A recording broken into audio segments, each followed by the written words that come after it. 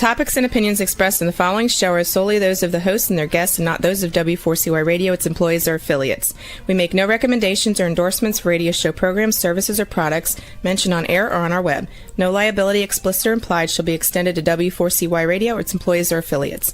Any questions or comments should be directed to those show hosts. Thank you for choosing W4CY Radio.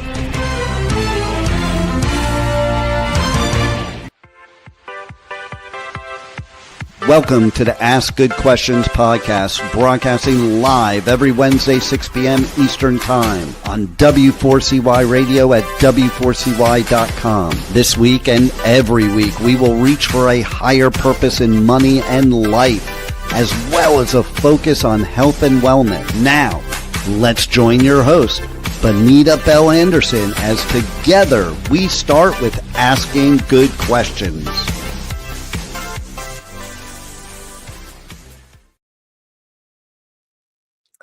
Hey, hello, and welcome to the Ask Good Questions podcast. We are so happy that you're here today, and we have a wonderful podcast episode today with a fellow advisor in this crazy industry. We're going to talk a little bit about being women in this industry. So with that said, I would like to invite Lena Nebel to the podcast stage. Hello, Lena. Hello. Thank you for having me. Yeah. So Lena and I are I'm still in Hawaii. She's on the East Coast. So, but you know, the magic of technology makes it work. So let me tell you a little bit about Lena. She is a CFP and MSFS, where I have my letters, but they're basically professional designations that take a lot of work. Wouldn't you agree? I would absolutely agree. It takes a lot of work to get these designations. She is the president and CEO of BFG Financial Advisors, and she joined that firm in 2018 and had nearly 2 decades of financial advisory experience. So in her mind, being a successful and trustworthy financial planner meant taking the time to listen and carefully understand each client's, issues and fears and problems, and having a deep bench of team members to collaborate with. And she discovered her passion for finances at a young age from setting up lemonade stands. You must have been this cute little thing, having a lemonade stand. I can just see it. And but she also, on the other side, she witnessed the financial struggles of her parents as she grew older. So in 2007, she became the first female president of the Financial Planning Association of Maryland, where she was also presented with a leadership award for her board service. And she's passionate also, and I think this is fantastic. She's passionate about inspiring young students, girls especially, to want to pursue careers in finance, and is a regular guest speaker for middle and high school classes and after-school student groups. I think that's just fantastic. Thank you. Is there anything else you'd like to add to that? No, I think we're good. We have laughed about being able to have long discussions just between the two of us about our experience being women, because it has been for many years very male dominated. Women bring a very, I would say, just a different way of listening and kind of a nurturing approach that a lot of people enjoy. And she, like I, have had experiences where people have said, I want to work with her. And so it's always been great. So how did you come into this? Let's start with that. How did you come into this industry? So going back in time, when I went to college, I went to York College of Pennsylvania. At that point in time, my mom took me to the library to research all the scholarships that were available. I knew I wanted something in business, but I wasn't sure. What I realized through that process was, because my older brother didn't have to do all this work to try to get financial aid and scholarships. And she told me that my grandfather set aside money for my brother, but that women don't go to college. So right then I started having kind of that mindset of the differences of male and female. So I went to York. I started pursuing different areas of business. I started the first investment club at the college. And we went to the New York Stock Exchange. We went to Philly to where we saw different hedge fund companies. And the one thing that was extremely apparent was that I was one of the minorities there. Yeah. You know, there was the females that I saw were the secretaries. Okay. And that wasn't what I aspired to be at that point in my life. You know, I wanted to be more of the decision maker. It's not necessarily, the boss, but I wanted more, I guess is the best way to say it. And actually a couple of years ago, I was looking back in some photo albums and I found the picture that we took on the bus traveling to New York. And it's just me, the other gentleman on the bus going to the exchange. So through college, I started gravitating more towards investments, more towards financial planning. I landed an internship with, back then it was Dean Witter. Then as we got bought out by other companies, it was very Wolf of Wall Street mentality there. And I realized, that's probably not up my speed at this moment.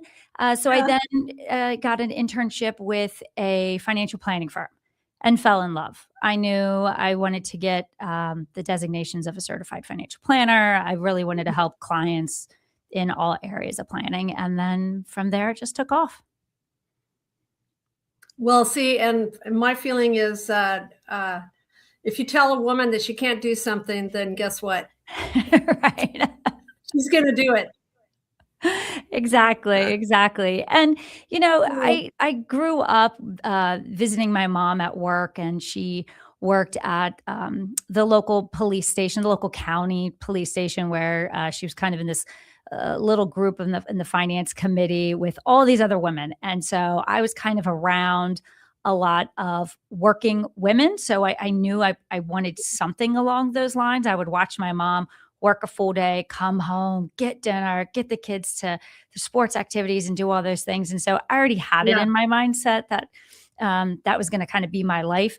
But I think it just drove me faster on really differentiating myself within my classmates and everything, on doing something that most women don't. Right. Well, and where you started out fairly early, I started out in this industry after a big, huge divorce.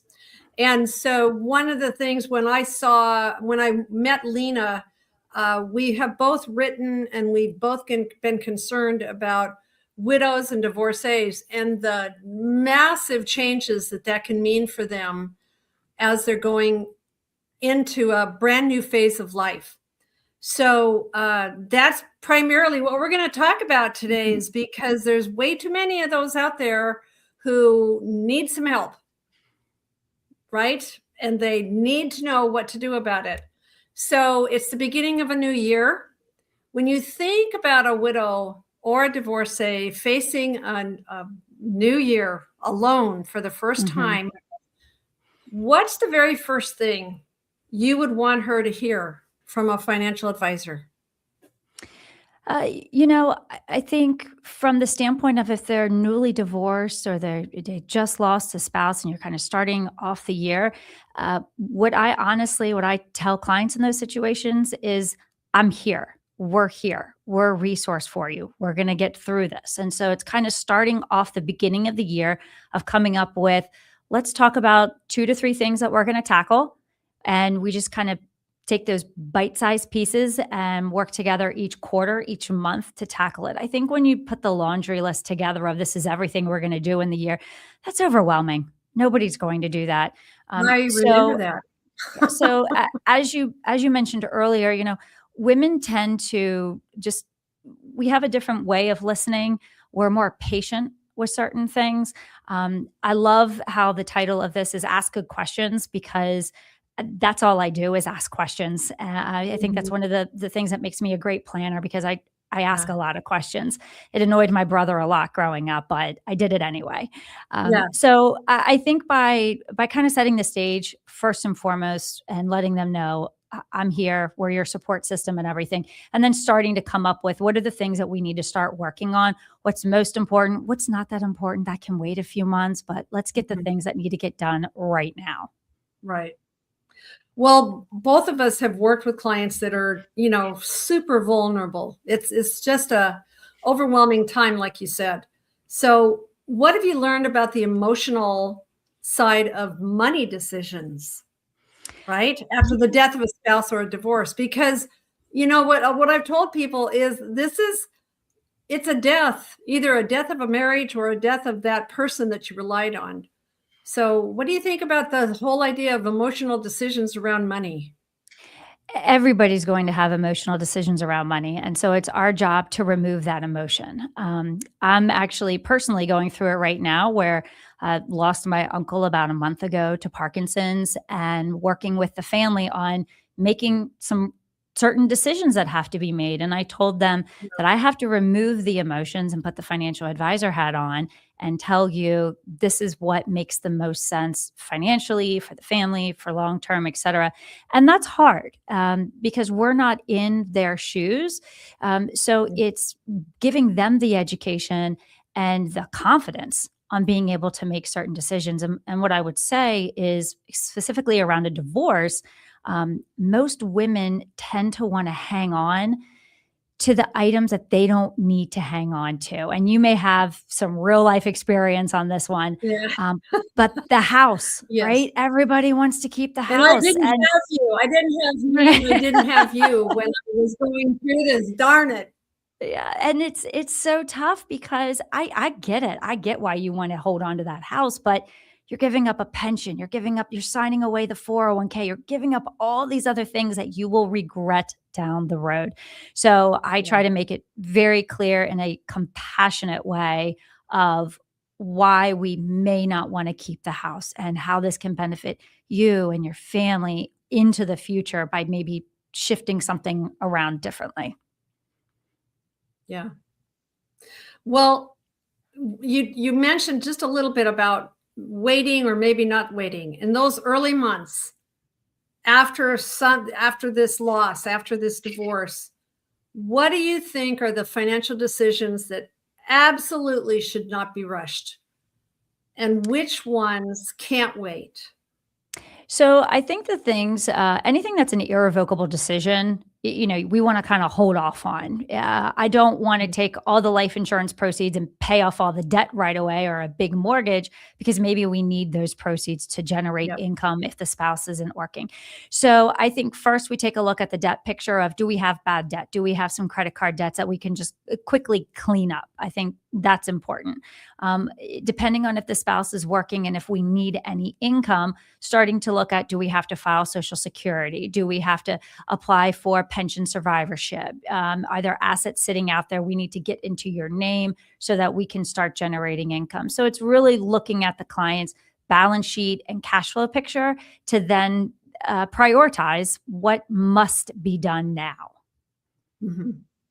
Well, I know I characterize myself as being curled up in a little ball, sucking my thumb. It just completely, Lena, it completely discombobulated me for a while.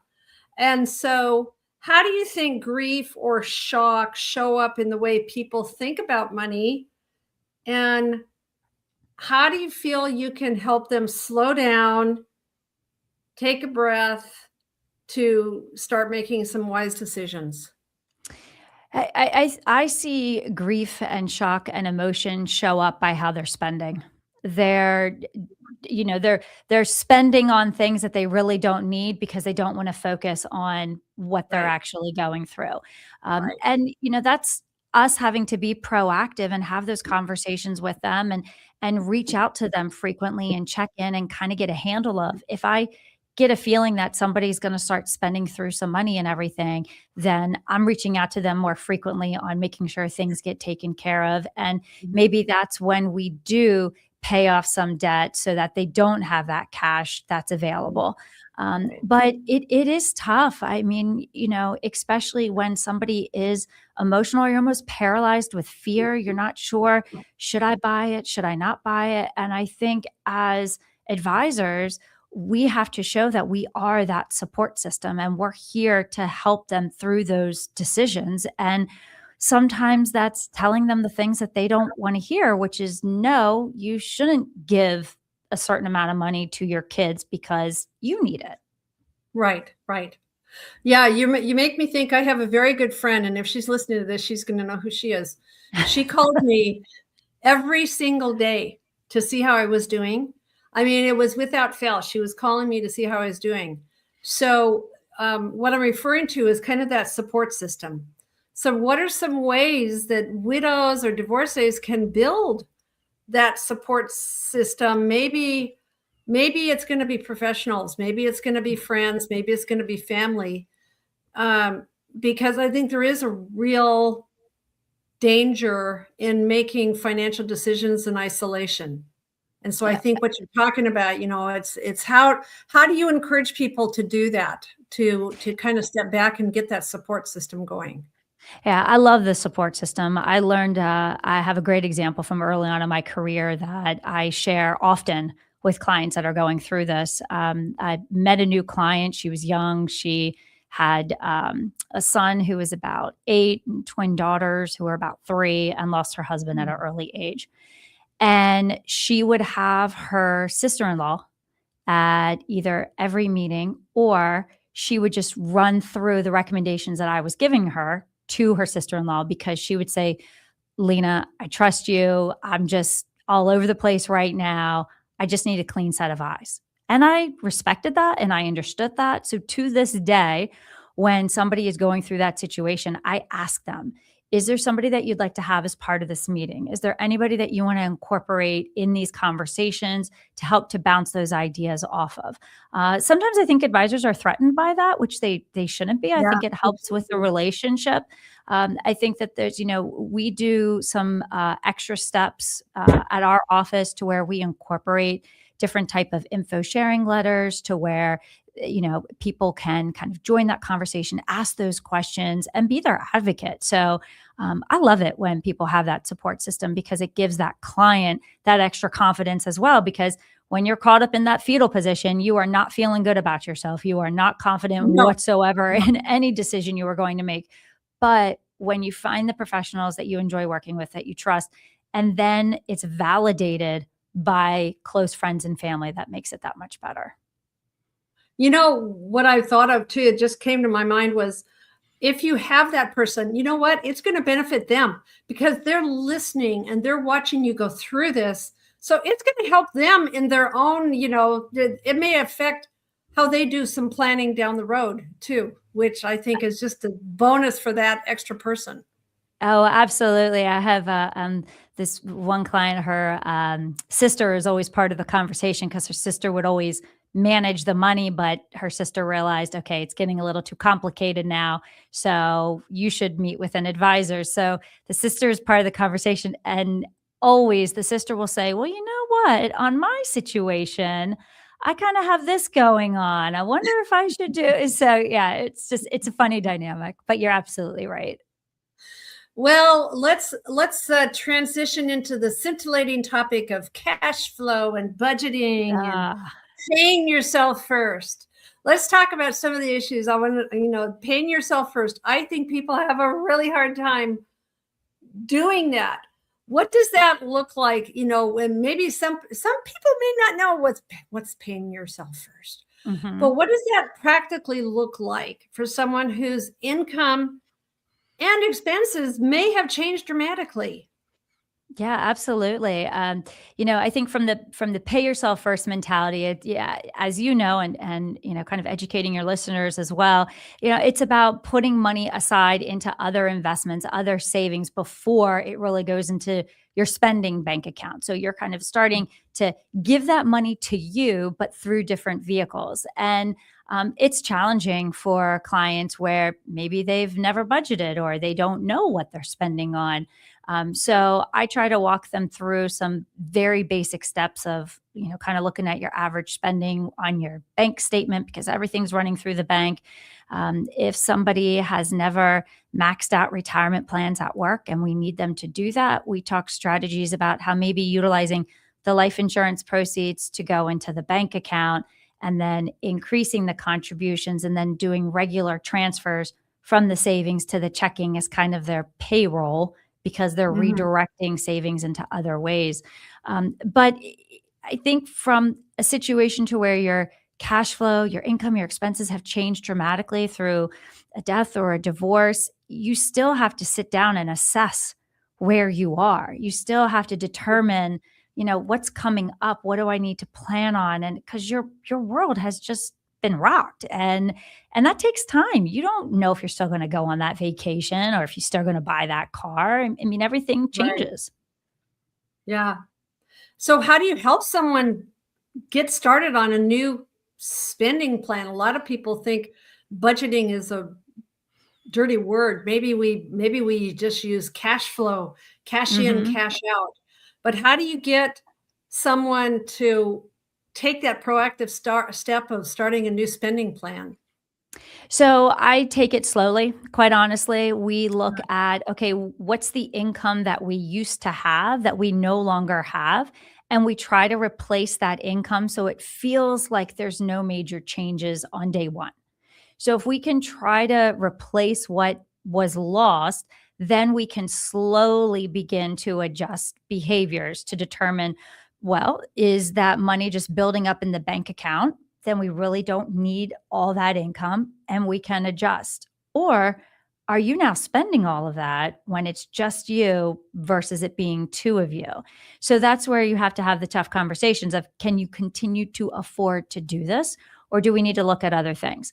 I talk a lot with clients about looking at some of those miscellaneous expenses that you don't even realize that you're paying on.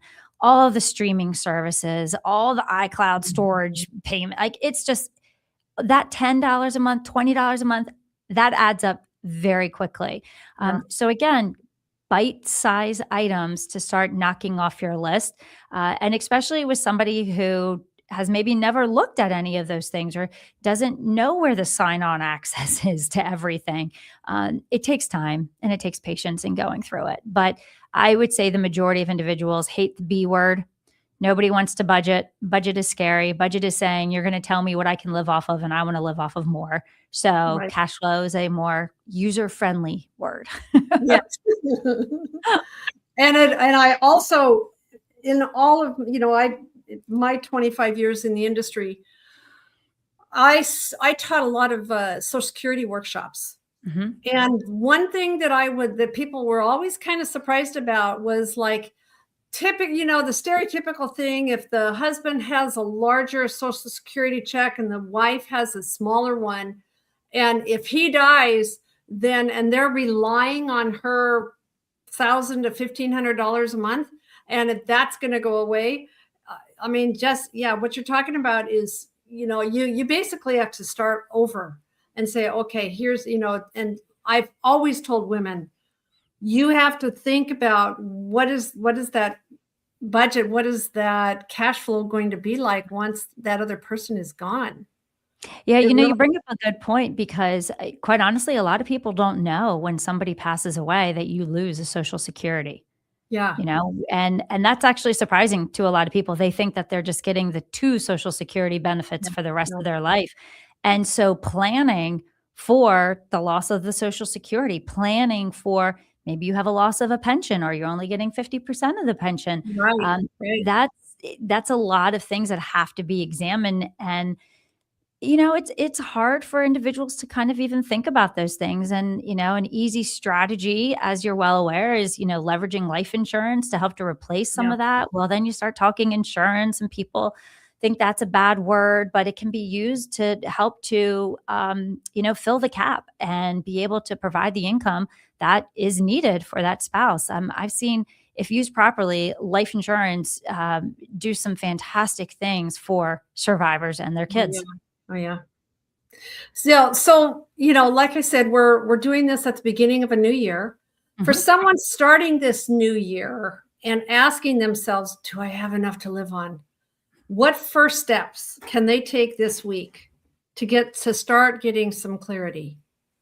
So if we're starting at the beginning of the year, then I would say pull your December 31st bank statement, because bank statement captures everything. What did you spend? It's a little scary to look at, but your debt went through there, your credit card payments went through. Even if you put everything on the credit card, you had to pay the credit card. So Right. that went on there too.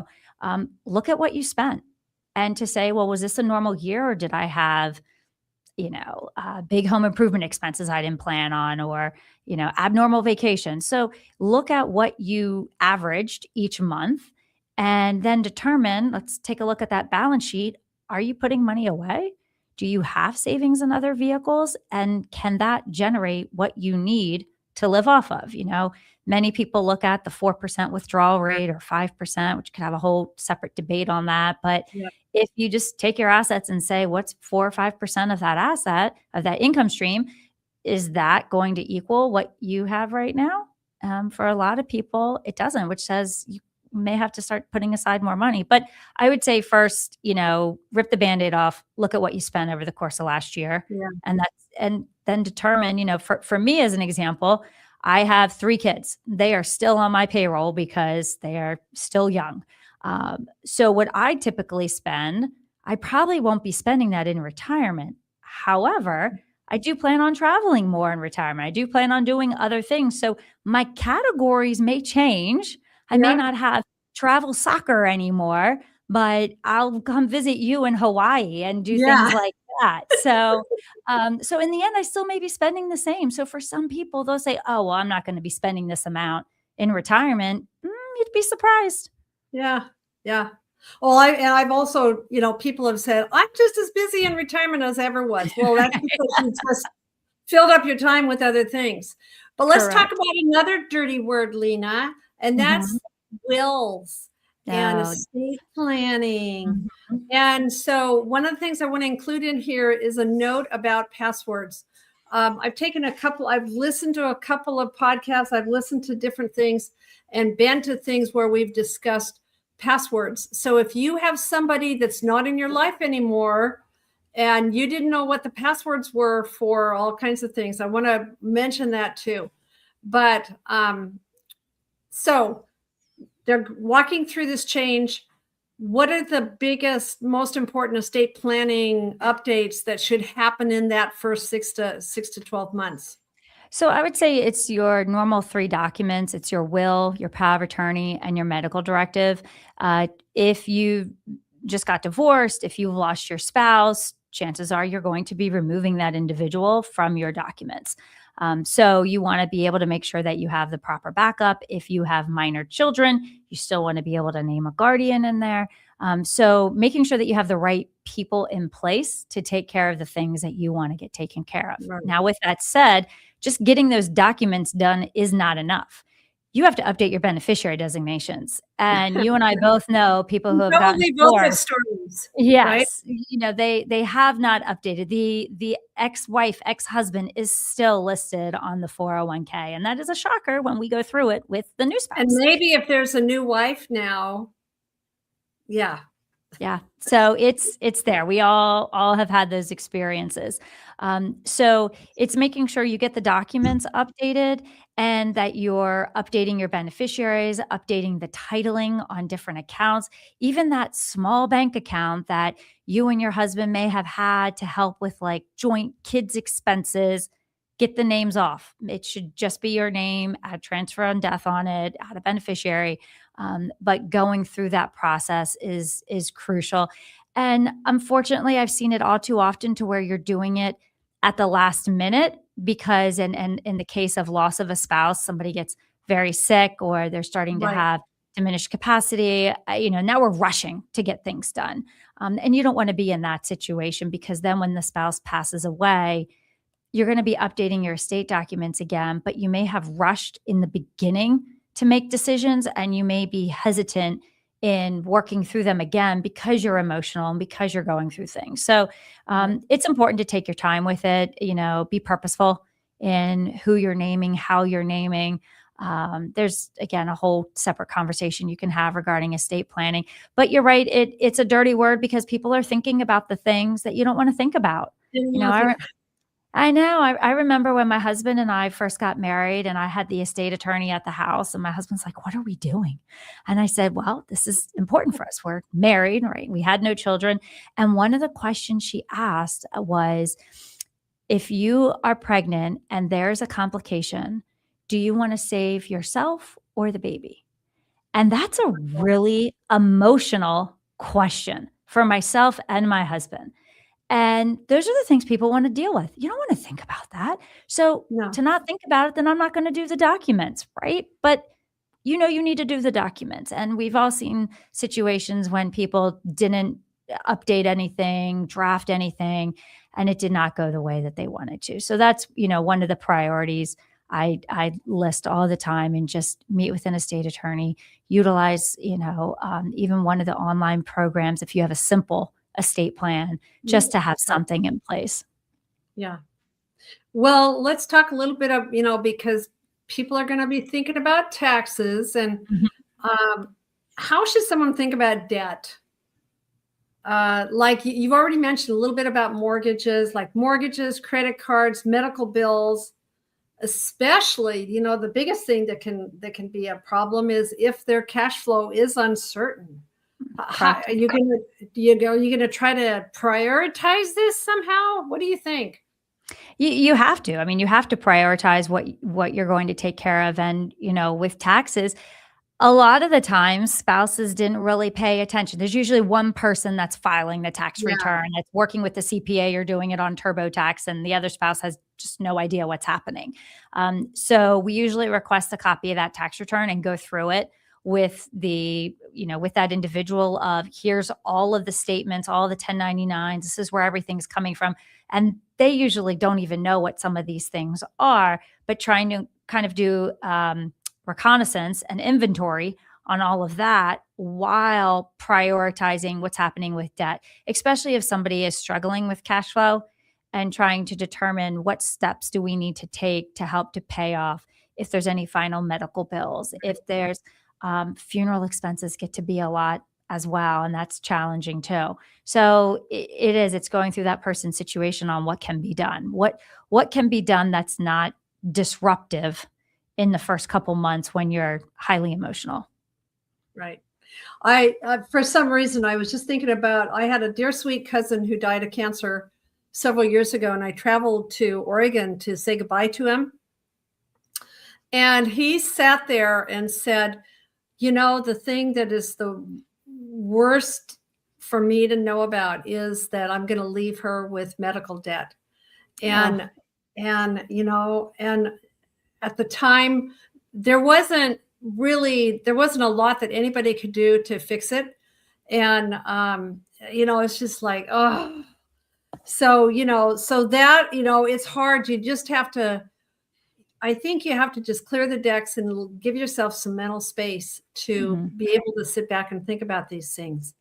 There's another part, and that is because of the time of year it is, tax issues, I think, sometimes tend to surprise widows and divorcees. What do you think? Is there what is it that you think surprises people when they have this, that they're going through and they have taxes coming up and they're like, what? I didn't know that. What can you think of anything that comes to mind? Yeah, I think there's two. The one big one is for spouses who weren't working, who are using the portfolio to generate income. Let's say you have, you put the life insurance proceeds into a portfolio, it's generating capital gains treatment. And that capital gains is taxed. And then they have this tax bill. And so, you know, you get the email that says, my CPA said because the portfolio did well, I owe taxes now. So it's like, well, do you not want to make money on the portfolio where it is going to pay some taxes, right? It is going to happen. Now, obviously there's tax strategies you can put within the portfolio, and I get that. But that's one that is surprising to a lot of people. So we always try to educate on the type of investment account, it is going to generate income, and you're going to get a 1099, and we will have to pay some estimated taxes. And then the other thing that usually surprises people, which surprises me that it surprises them, is when they're taking money from investment accounts, like a retirement account, them not understanding I may have a penalty. I may have additional taxes because it's treated as ordinary income. So as much as we do from a financial literacy standpoint on educating adults about how a 401k works, an IRA and a Roth, there's still a big gap of understanding. So I go into meetings with the assumption that they don't know how a Roth works or how a 403b operates. And if they do, fantastic. But I educate them through that so they understand you can't just close out that 401k plan because your spouse passed away. You're going to get hit with a massive amount of taxes. So I have that conversation a lot of don't use the 401k to pay off the mortgage. Right. You made me think of another, actually, this was a good friend, and I had been hounding her to get her will done. She had been recently divorced, and she's helping somebody move one day, and she gets hit by a drunk driver and killed. Oh my gosh. And her will is sitting on, unsigned on her kitchen table. And the life insurance that we had put together, anyway, her kids, the point I'm making is her kids went, they received the life insurance, and they all of them just went and blew it. And I had to step back and say, I did the best I could. And I can't make myself responsible for other people's choices. And sometimes, that there's just crazy things that happen. And I think you're right. We do the best we can and try to educate the best we can. Yeah. So absolutely. there's another area that I have found interesting, how people can fall for this. And that is, I had an episode a while back with someone who went through a romance scam after her husband had died. And have you come across, too good to be true offers or products or strategies that you see targeted at newly single women? Has that ever happened? Yeah, I don't know if it's been targeted at newly single women, but definitely single women. I had 2 situations to where they met a guy online, everything was very promising, and he knew how to trade stock. And he developed a code on how to do day trading. And I just have to give him my logon information to my TD Ameritrade account, so on and so forth. And so this client, obviously, when she's telling me this was a new client, red flags left and right. And I said, I need to see a statement. And the amount of margin calls that was on this statement that she just didn't understand. I was in that first meeting, I had her pull up the account and I said, you're going to change the password immediately. You are freezing him out. This is not good. So I had to show her what was happening in the portfolio. So I actually had 2 situations where that had happened. I think I don't want to say I see more scams because I don't see a lot of the scams. What I see is that there's just, unfortunately, when you're newly single women, they don't have that person that they can ask of, hey, should I do this? Should I buy this? Does this make sense? Should I click this? We're back to that trusted person. Support group, right. So if you had to list the top 3 mistakes that you see people make in the first year after losing a spouse or going through a divorce, what would be those top 3 mistakes? Honestly, I think the top 3 are all spending. I mean, as simple as that is, that's where I've seen majority of clients fall into traps. And when I say spending, I mean, they're giving a lot of money to their kids that don't need it. They're giving money to the cousins that are coming out of the woodworks. They're just buying stuff, taking everybody on vacations. It's just, we're spending way too much. And that just it can derail everything. It causes so many problems down the road. For also that maybe that non-working spouse not realizing that maybe they have to go back to work is Yeah. very difficult, especially depending on the stage of life that they're in. So trying to get back into that mindset of you have to go back to work. There is not enough assets here to generate the income that they need. And so when they don't go back to work and they're spending down the portfolio, that's a problem also. But honestly, it has always come down to spending when I look at kind of where people have had challenges and everything. Even in my personal life, I remember when my father-in-law passed away, and you talked about passwords. When my father-in-law, he was literally on the deathbed, and he said to me, he told me where his password book was because his wife didn't know what the passwords were for certain things, and he knew I was going to be the one who have to deal with it. But I remember when he passed away and just the spending that was happening, and we had to talk about we can't Yeah. continue at this pace. Yeah. Yeah, that's really something, to think about. Let's maybe take, we could talk a whole long time about investing and risk and time horizon. One of the things that I think that a lot of people don't think about is, say, you lose somebody at age 60, you could have another 30 years Right. that you would be moving into a whole new area of life. Like I have a cousin whose husband died prematurely.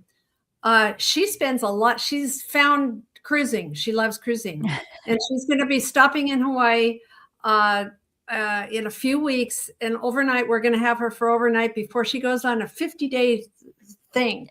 But she's keeping herself young by doing all this great stuff. But what would you say to someone about how should they think of, if they could potentially have another good set of years? How do you look at risk in your time horizon? Well, I mean, that's where you have to educate the client. And if they want to try to keep it all in cash and CDs because they're an ultra conservative investor where they're terrified they're going to run out of money, that's going to have a dramatic impact on the lifestyle that they have or that they want to have. So it's talking about gradually getting back into the market, whether it's, starting to invest a little bit, into bonds or starting to get into the stock market to get them comfortable with that. Most of the time, they've already had that exposure. They've had it through whether their spouse was investing in that way, if they had any type of retirement plan. And so it's just, again, holding their hand through that process. And we know there's no guarantees in the world. And we know that things are going to come down, they're going to move up, but it's looking at that long time period ahead. And a lot of that just comes down to building that confidence with the client and having them understand. And so it's kind of, getting your toe in the water a little bit. Right. Well, I'm always amazed at how quickly these conversations goes. This today, we are coming close to having to wrap up. And so as we close, what is one small doable action you would love every listener to take in the next 7 days? And you have a resource that we're going to mention. And also, if those that are listening do not know, on my website will be Lena's information about where to find her. But she has a resource called I'm Single, Now What? And it's at iamsingleebook.com, which they can download for free, correct? Correct. Absolutely. So what would be that one simple doable thing that would be an action step? I try to get people to do something to move them forward. So what I'm about to say, I don't think people will think is simple, but it is so simple, is just make an appointment with an estate attorney. Just go online and look for, and you can contact me. I have resources all over the states. Love to introduce you to somebody who can just draft something for you. I just see it all too often that people don't have the basic documents. And if you can start off the year and say, this is the year I'm going to have my estate documents done, I'm going to name the appropriate people, etc. It is simple and doable. You just have to do it.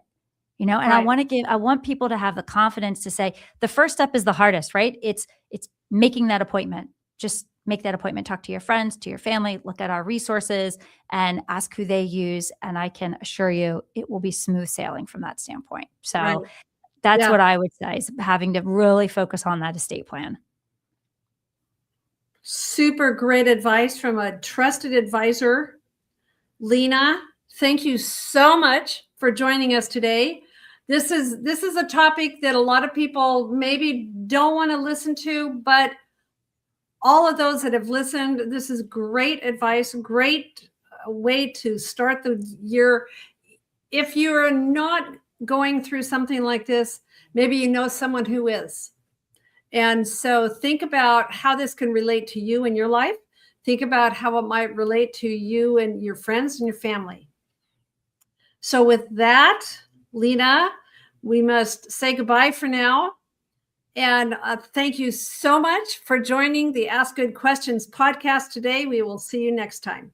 Thank you so much. I appreciate it. Okay. Today's episode is over, but we did ask good questions again, didn't we?